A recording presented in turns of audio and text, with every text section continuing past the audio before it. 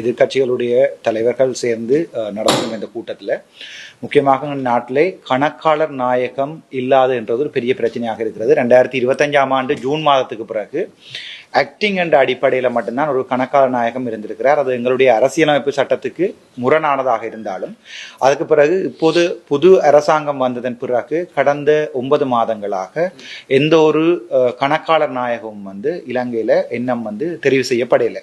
உண்மையா இந்த கணக்காளர் நாயகம் தெரிவு செய்யப்படுறது பாராளுமன்றத்தில் இருக்கின்ற அரசியலமைப்பு சபையில் இருக்கின்ற அங்கத்தவர்களும் அதே நேரத்தில் பொதுமக்களுடைய பிரஜைகள் 3 பேரும் சேர்ந்துதான் இந்த கணக்காளர் நாயகத்தை தெரிவு செய்கிறார்கள். ஆனால் இதுவரை 4 தடவை அந்த கணக்காளர் நாயகம் அவர்கள் தெரிவு செய்யப்பட்ட போதும் வாக்குகளால் தோற்கடிக்கப்பட்டிருக்கிறது. அதனால இந்த அரசாங்கம் இப்போது இலங்கையிலே பார்த்தீங்கன்னா இந்த நாட்டிலே நடக்கின்ற சகல பண கொடுக்கல் வாங்கல் தொடர்பாகவும் கணக்காளர் நாயகம் தான் பொறுப்பு கூற வேண்டிய ஒரு பிரதிநிதியாக இருக்கிறார். ஆனால் கணக்காளர் நாயகம் இல்லாத சந்தர்ப்பத்தில் அந்த விடயங்களை ஜனாதிபதி அவர்கள் முறையற்ற விதத்தில் கையாண்டு கொண்டிருக்கிறார். அதற்கு ஒரு படி போய் இப்போது கணக்காளர் நாயகம் இல்லை என்பதால அதற்கு அடுத்த தரத்தில் இருக்கிற கணக்காளர் நாயகம் அவர்களை அதற்குரிய பதவிக்கு அமர்த்தாமல் தன்னுடைய பால்ய நண்பர் பல்கலைக்கழகத்திலே கரணி பல்கலைக்கழகத்திலே பால்ய நண்பரை அதற்குரிய பதவிக்கு அமர்த்ததுக்கு முயன்ற போது அது தோல்வியிட்டிருக்கிறது. அதன் பிறகு மீண்டும் ஒரு தடவை இராணுவத்தில் இருந்தவர் ஒருவரை அந்த கணக்காளர் நாயகமாக அவர்கள் பதிவு செய்ய ஆரம்பித்திருக்கிறார்கள். அதிகம் தோற்றிருக்கிறது. இப்போது அந்த கணக்காளர்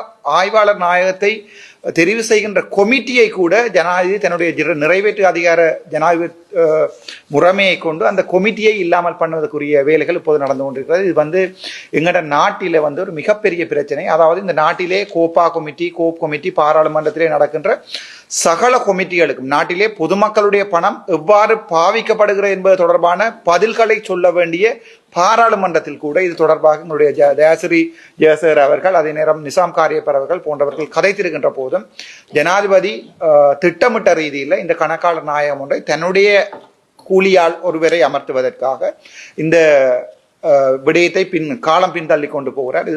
இது ஒரு மிகப்பெரிய பிரச்சனை. நாட்டை பொறுத்த வரைக்கும் மிகப்பெரிய சட்ட ரீதியான பிரச்சனை என்பதால் எதிர்கட்சியில் இருக்கின்ற தலைவர்கள் எல்லாரும் இந்த பொதுமக்களுக்கு விளங்கப்படுத்தணும் என்பதற்காகத்தான் இந்த கூட்டம். நன்றி.